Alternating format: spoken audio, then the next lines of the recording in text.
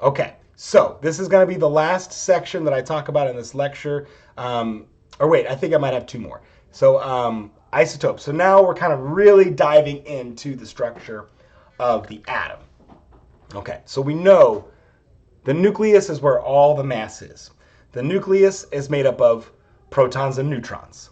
All this red stuff that you see right here, I'm going to write electron cloud. And really that's like a diffuse electron cloud, but we recognize, right, that there's electrons kind of like spread out all over here. Okay.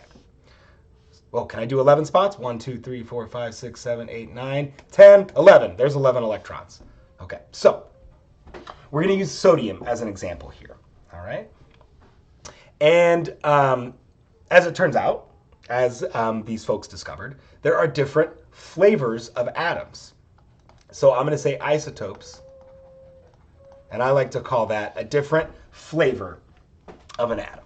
And it's all about the neutrons, the protons and the neutrons. That's what makes the atom unique. The electrons certainly are important. The electrons are what drive chemistry. But it's really the ratio of protons and neutrons in the nucleus that make an atom unique. Okay? So for example, here is sodium 23.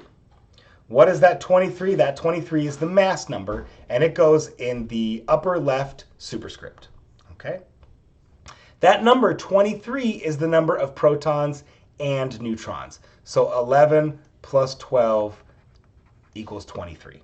Okay? Because the mass is all in the protons and the neutrons. So when we talk about sodium 23, it's really, its mass is a result of having 23 of those things. Okay? And let's just go back to that chart, right? You can see both the proton and the neutron. It looks like they have the same mass. If I added more sig figs, their mass would be just slightly different. But even so, the protons and the neutrons have about the same mass, okay? So when I talk about sodium 23, 23 is the important number, okay? So then now what about this number down here? Well, that's the atomic number. And that number of protons, that's what makes it a unique atom. Okay? So we can refine the statement I made about flavors just a little bit. The neutrons are what give it its unique flavor. The protons are what make it a unique atom. So I really should have started by saying protons make it a unique atom. And as you start adding more neutrons, you get a different flavor of that atom. Okay? So for example, sodium 24 still has 11 protons. If it had a different number of protons, it would be a different atom, all right? But sodium 24 has 13 neutrons, so 11 plus 13 equals 24. Still 1, 2, 3, 4, 5, 6, 7, 8, 9, 10, 11 electrons spread around, okay? But a different number of neutrons. Okay, so understand how we put together this symbol.